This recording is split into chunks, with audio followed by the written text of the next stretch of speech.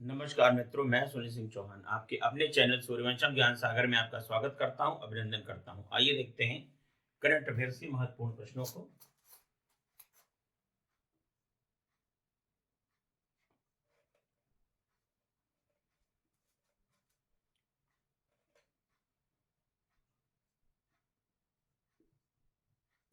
FIFA player of the year.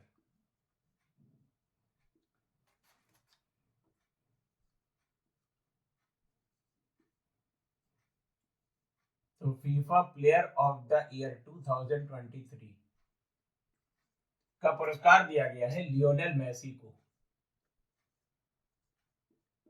Lionel Messi Lionel Messi को। तो FIFA player of the year 2023 Lionel Messi, ये पुरुष वर्ग का खिताब है।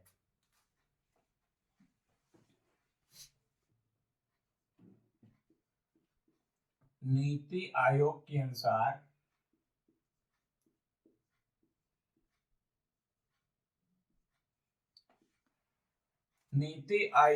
अनुसार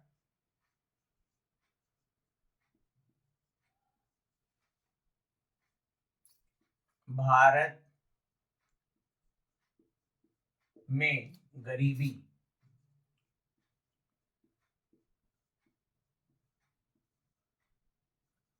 11% रह गई है। 11%।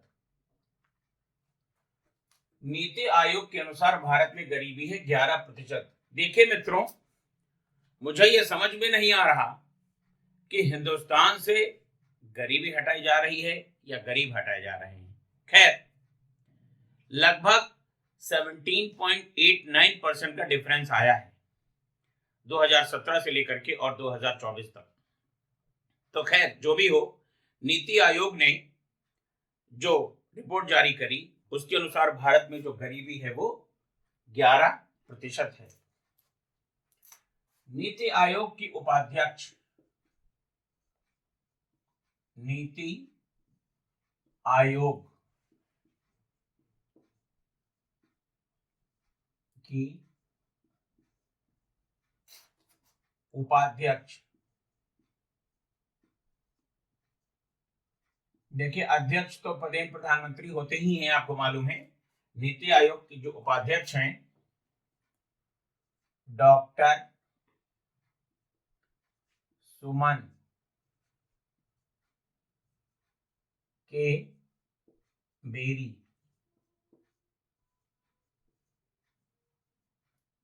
तो नीति आयोग की उपाध्यक्ष डॉक्टर सुमन के बेरी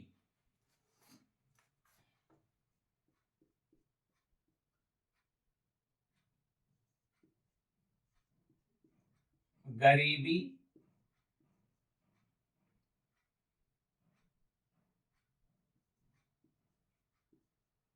कम करने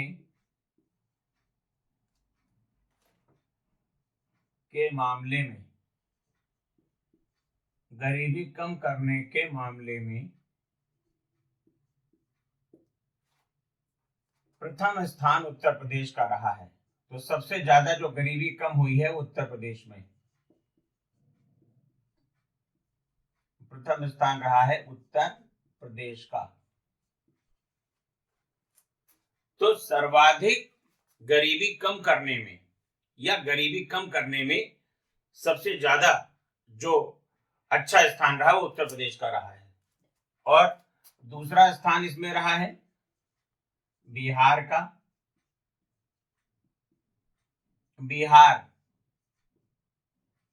दूसरा स्थान बिहार का। और जो तीसरा स्थान रहा वो रहा है मित्रों मध्य प्रदेश का। मध्य प्रदेश। तो FIFA player of the year 2023 Lionel Messi. NITI Aayog के अनुसार भारत में वर्तमान समय में गरीबी कितनी है? 11%। नीति आयोग की उपाध्यक्ष वर्तमान समय में है डॉक्टर सुमन के बेरी। गरीबी कम करने के मामले में प्रथम स्थान उत्तर प्रदेश का है, दूसरा स्थान बिहार का है और तीसरा स्थान मध्य प्रदेश का है।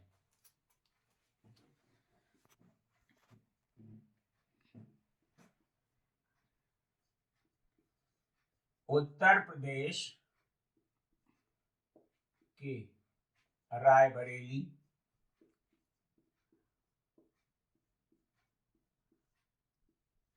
उत्तर प्रदेश के रायबरेली में स्थित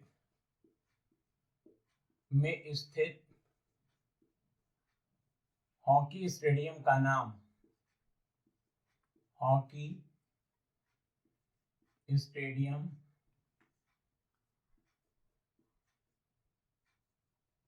का नाम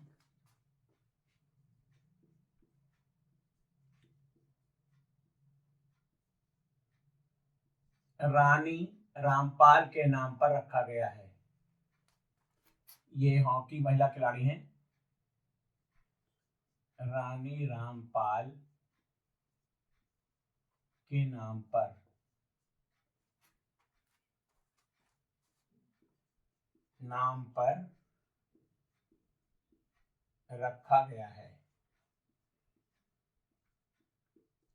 रखा गया है।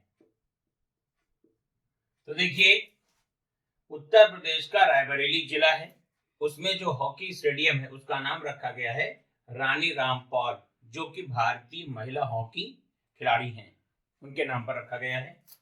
आगे ध्यान दीजिए,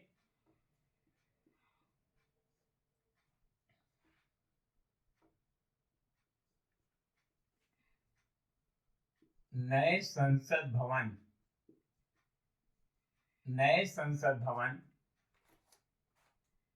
में राज्यसभा में 384 सीटें बनाई गई हैं।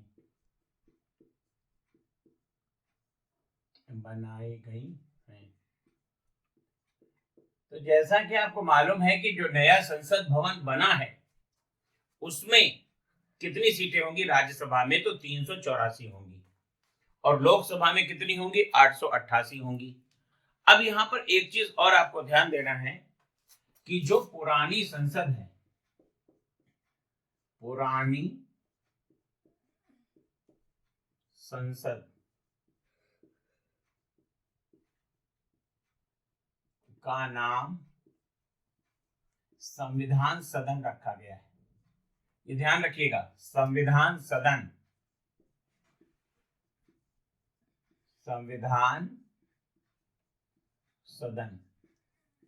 देखिए, यहां पर आपको ध्यान देना है कि अगर आपसे पूछा जाए कि पुरानी संसद का नाम क्या रखा गया है, संविधान सदन रखा गया है, संविधान भवन रखा गया है, संविधान कक्ष रखा गया है, संविधान कॉरिडोर रखा गया है, तो संविधान सदन रखा गया है।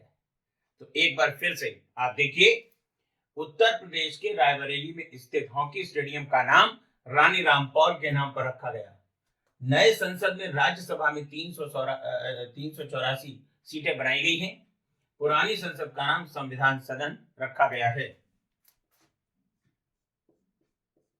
धनु यात्रा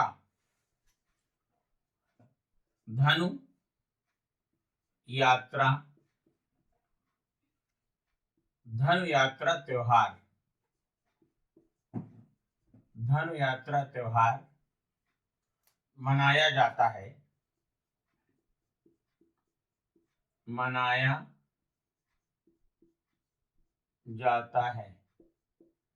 तो ये धनु यात्रा त्योहार जो मनाया जाता है मित्रों, ये उड़ीसा में मनाया जाता है। उड़ीसा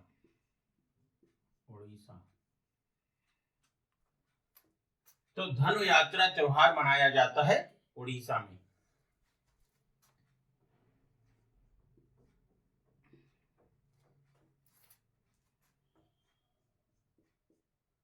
अयोध्या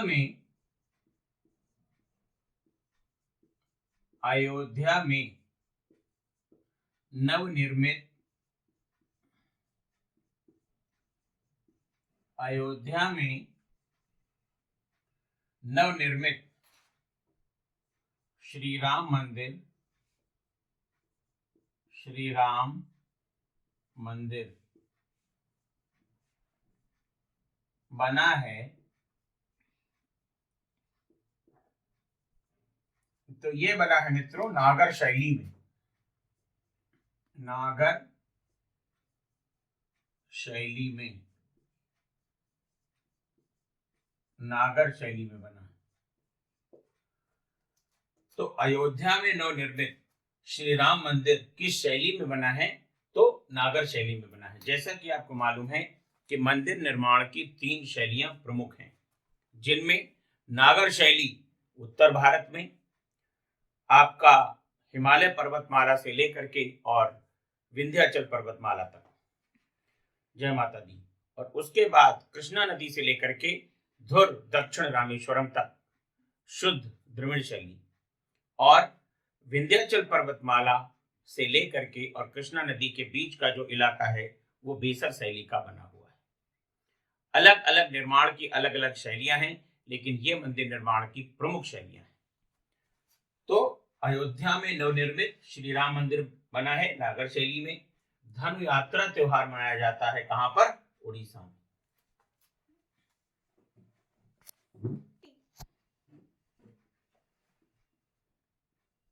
विश्व रसद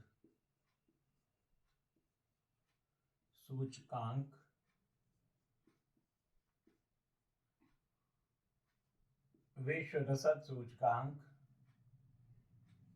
में भारत का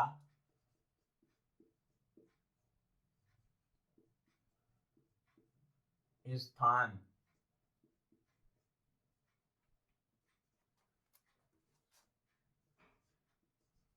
ये है 38वां स्थान। तो विश्व रसद सूचकांक में भारत का स्थान 38वां है।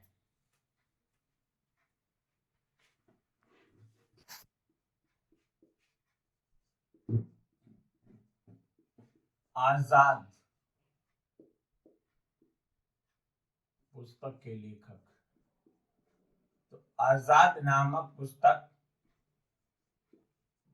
के लेखक हैं,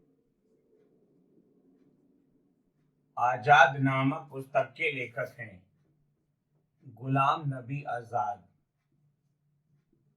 गुलाम नबी आजाद। तो आजाद पुस्तक के लेखक कौन? गुलाम नबी आजाद।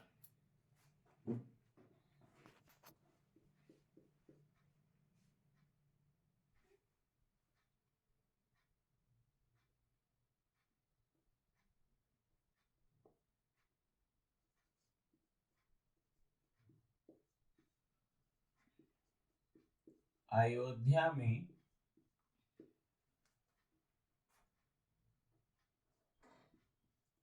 नवनिर्मित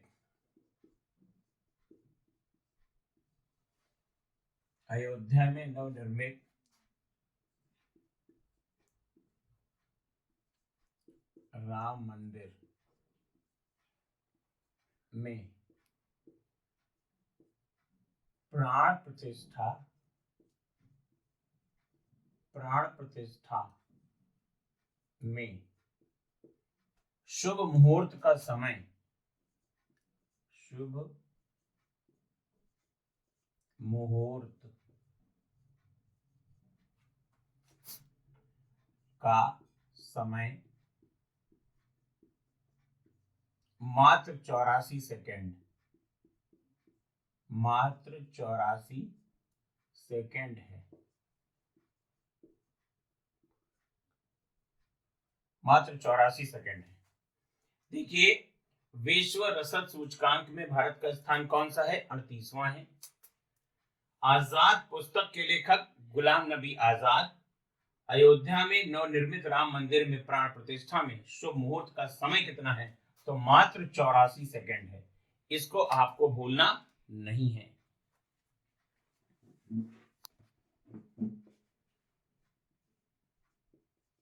विश्व का सर्वाधिक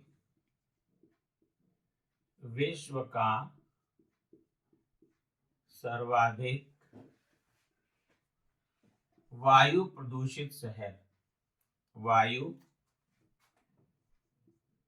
प्रदूषित शहर।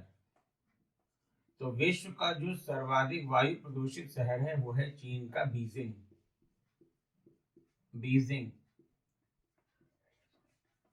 और दूसरा स्थान मुंबई का है, मुंबई। तो प्रथम स्थान पर बीजिंग है और द्वितीय स्थान पर मुंबई है। तो विश्व का सर्वाधिक वायु प्रदूषित शहर कौन सा है? बीजिंग, मुंबई का।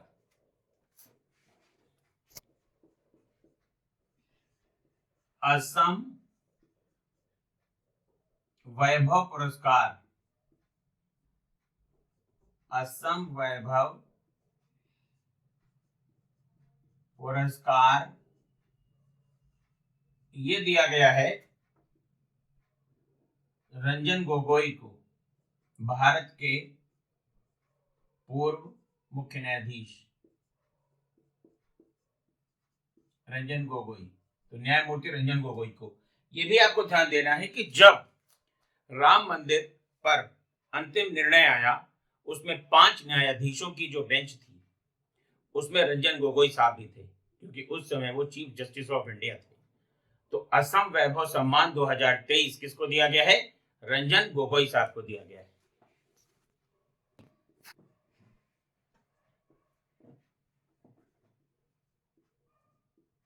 वैश्विक भूख सूचकांक, वैश्विक भूख सूचकांक 2023 में भारत का स्थान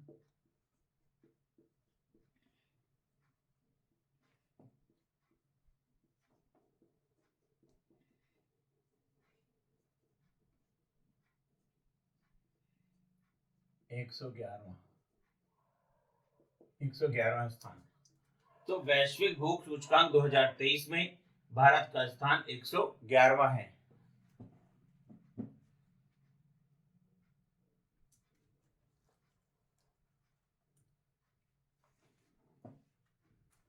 आगे देखिए, वैश्विक प्रसन्नता सूचकांक, वैश्विक प्रसन्नता सूचकांक 2023 में जो भारत का स्थान है वो 126वां है, 126।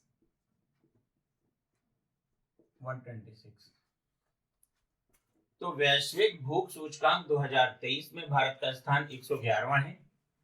वैश्विक प्रसन्नता सूचकांक में भारत का स्थान 126वां है। देखिए, अयोध्या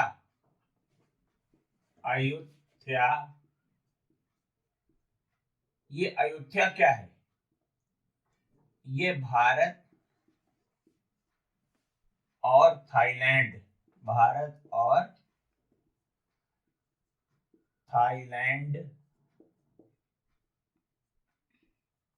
के बीच, भारत और थाईलैंड की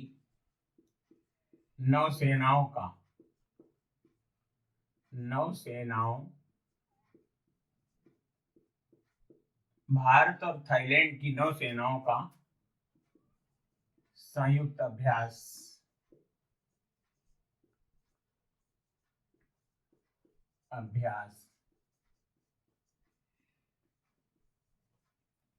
और ये जनवरी 2024 में हुआ, जनवरी 2024 में संपन्न।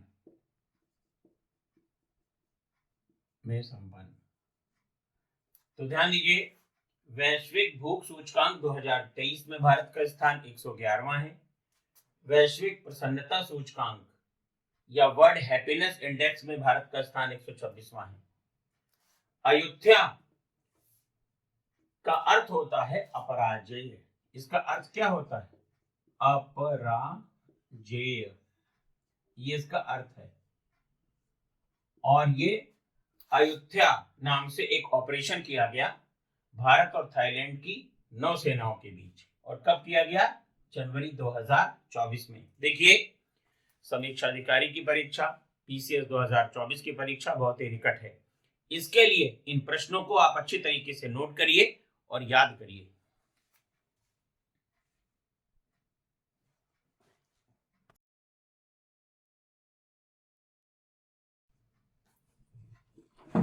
वाराणसी हवाई अड्डे, वाराणसी हवाई अड्डे को रीडिंग लाउंज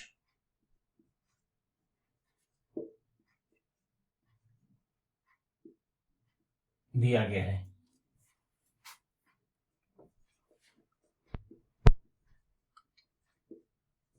रीडिंग लाउंज दिया गया है। देखिए मित्रों, इसका मतलब यह है कि वाराणसी हवाई अड्डा, जिसको कि हम लाल बहादुर शास्त्री हवाई अड्डे के नाम से जानते हैं, और इसमें एक रीडिंग लाउंज बनाया गया है ताकि अगर कोई यात्री अपने समय को उपयोग करना चाहता है, अगर फ्लाइट लेट हुई या और कोई कारण है, तो पुस्तकालय का प्रयोग करके अपना समय बिता सकता है।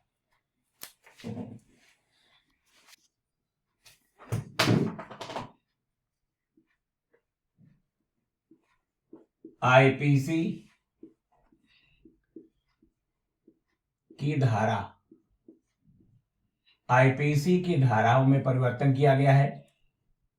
आपको मालूम है संविधान संशोधन भी किया गया, तो आईपीसी की धारा 302 अब जानी जाएगी 101, धारा 101 के नाम से। तो देखिए, मृत्युदंड की जो धारा थी इंडियन पेनल कोड के तहत 302, अब ये होगी धारा 101। और आईपीसी की धारा 375 और 376, 376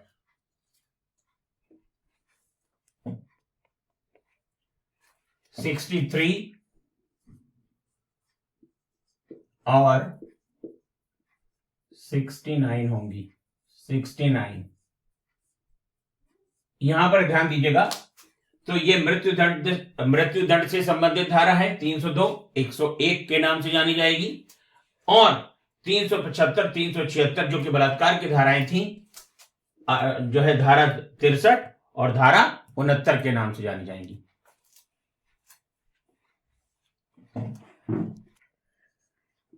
भारत में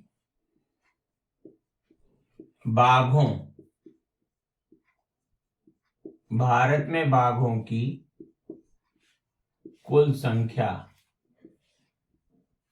तो भारत में बाघों की इस समय कुल संख्या है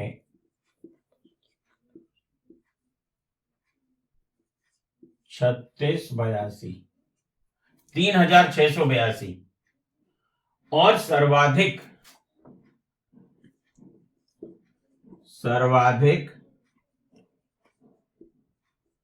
बाघों वाला राज्य, इसे टाइगर स्टेट भी कहा जाता है, तो सर्वाधिक बाघों वाला राज्य यह है आपका मध्य प्रदेश।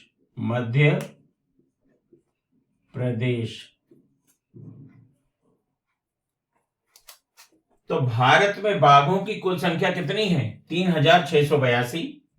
सर्वाधिक बाघों वाला राज्य कौन सा है? मध्य प्रदेश है। विश्व बाघ दिवस विश्व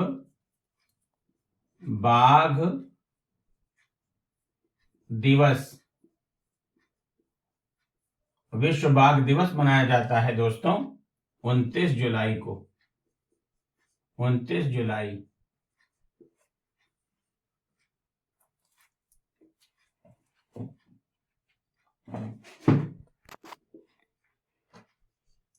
S-400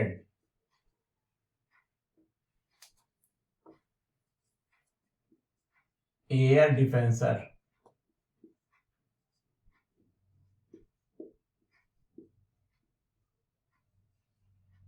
तो S-400 air defencer missile system, missile system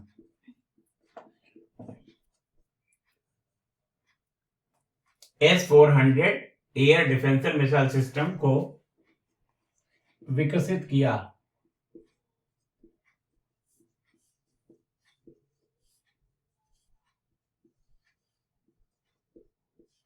रूस ने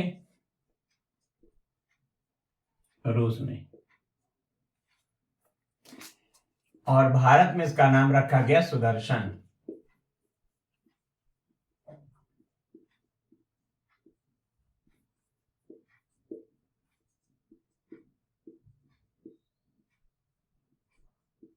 भारत में इसका नाम सुदर्शन रखा गया है, सुदर्शन। तो S-400 air defencer missile system को विकसित किया है किसने? रूस ने किया है। और भारत में इसका नाम क्या रखा गया है? सुदर्शन रखा गया है।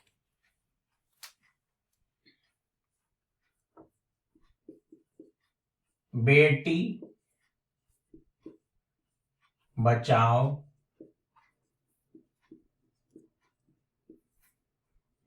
बेटी पढ़ाओ, बेटी पढ़ाओ का नाम हो गया है। अब क्या नाम हो गया है इसका? इसका नाम हो गया है बदलाव, BADLAV, बदलाव। बेटी आपकी धन लक्ष्मी और वैभव लक्ष्मी। तो बेटी बचाओ बेटी पढ़ाओ, बदलाव का पूर्ण रूप हो गया है बेटी आपकी धन लक्ष्मी, बेटी आपकी धन लक्ष्मी और विजय लक्ष्मी, विजय लक्ष्मी। ध्यान दीजिएगा, बेटी बचाओ बेटी पढ़ाओ का जो नाम रखा गया है अब रखा गया है बदलाव। बेटी आपकी धन लक्ष्मी और विजय लक्ष्मी। अब यहां पर आपको ध्यान देना है कि केंद्रीय समक्का सरक्का जनजातीय विश्वविद्यालय की स्थापना कहां पर हुई है, जो कि आदिवासियों के लिए हुई है। विशेष रूप से यह हुई है तेलंगाना में। तो समक्का सरक्का केंद्रीय जनजातीय विश्वविद्यालय के लिए मंजूरी दी गई है तेलंगाना के लिए। डॉक्टर अंबेडकर 2023 पुरस्कार जो दिया गया है उत्तर प्रदेश के यशस्वी मुख्यमंत्री श्री आदित्यनाथ को दिया गया है।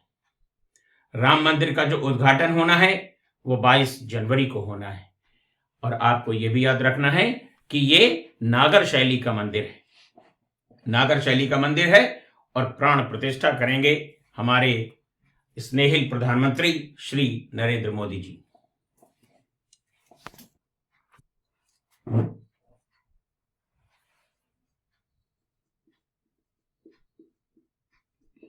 महाराष्ट्र में वर्ष 2023 में, महाराष्ट्र में वर्ष 2023 में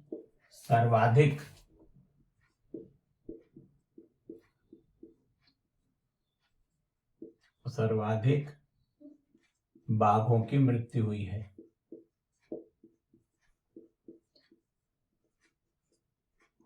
उनकी मृत्यु हुई।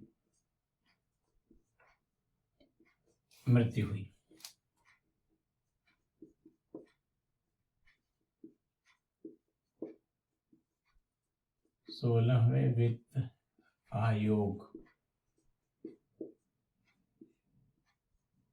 16वें वित्त आयोग के अध्यक्ष, तो 16वें वित्त आयोग के अध्यक्ष हैं अरविंद पनगड़िया। अरविंद पनगड़िया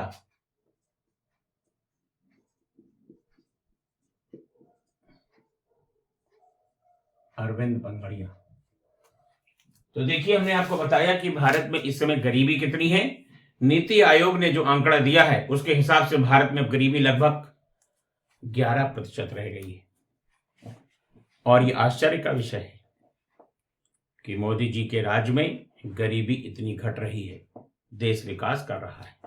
अगर आपको हमारी लाइव क्लास करनी है तो आप दिए गए नंबरों पर संपर्क कर सकते हैं 9120810141 7380554404। बस मित्रों, आज के लिए इतना ही।